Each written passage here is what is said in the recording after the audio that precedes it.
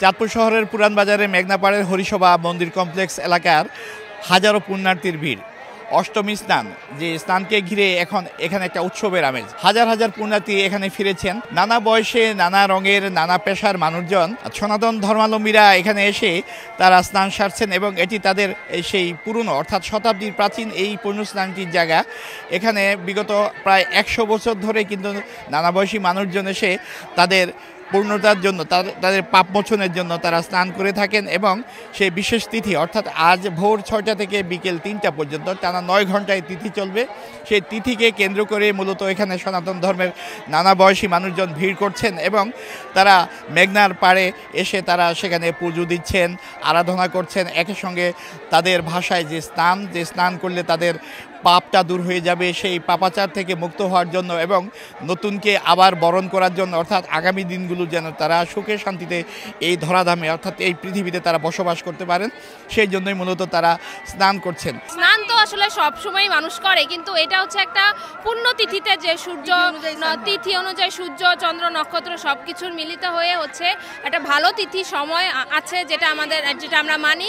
ওই তিথিতেই এখানে স্নান করতে আসে। এটা একটা মিনিমাম সময় বাধা আছে, যেমন আজকে 6টা থেকে হচ্ছে 3টা পর্যন্ত হবে। এরপরেও চাইলে কেউ করতে পারে, কিন্তু এই তিথিটা আর থাকছে। পূর্ব যুগ ইহা জানিয়া কর্ম করিতে, তুমি তাহার মতোই কর্ম করো। পূর্ব যুগে যাহা কর্ম করিয়াছে তাহার মতনই তুমি এখনো কর্ম করো। কর্ম অনুযায়ী তুমি ফল ভোগ করতে পারবে। এখানেই থাকে, কবে আসবো 1 বছর পর আমি আসি, প্রতি বছরই খুব ভালো লাগে, আসার অপেক্ষায় থাকি। আমি একদম বলা যায় ছোটবেলা থেকে এখানে, আর যখন ছোট থাকতে যখন আমাকে ডুবে স্নান করতাম, এখন তো নিজে নিজে স্নান করতে পারি, তো ওই অনুভূতিটা আর কি অন্যরকম। এটা বইলা বোঝানোর মতো। যার যার নিয়ত সে মানত করে এখানে, যার যার মনে। এখন যার যার ব্যক্তিগত, এটা আমার ব্যক্তিগত আমার ছিল।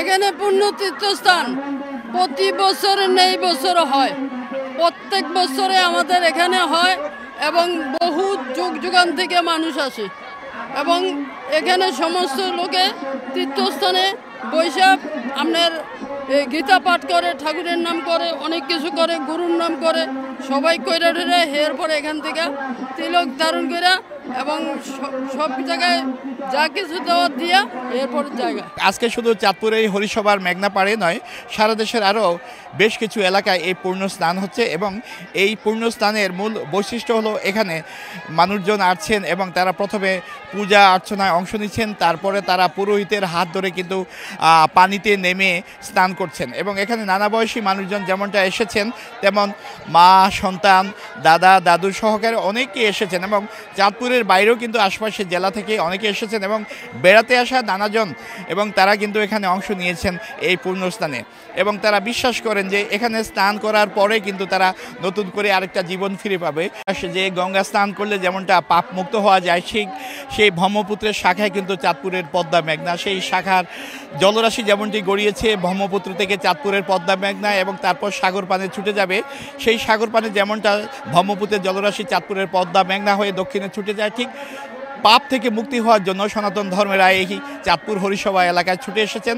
তাদের একটাই লক্ষ্য যে বিগত দিনে তারা যে পাপ করেছেন, যে অনাচার করেছেন, ভগবান শ্রীকৃষ্ণের কাছে সেই প্রার্থনায় তারা করছেন যে আগামী দিনে যেন তারা আবার পূর্ণময় জীবন নিয়ে নতুনভাবে নিজেকে গড়তে পারেন এবং সমৃদ্ধ বাংলাদেশ যেন আবারও গড়ে তুলে একসঙ্গে সবার সঙ্গে কাজ করতে পারে। সেই লক্ষ্যে হচ্ছে মূলত এখানকার সনাতন ধর্মাবলম্বীদের মূল বিষয়।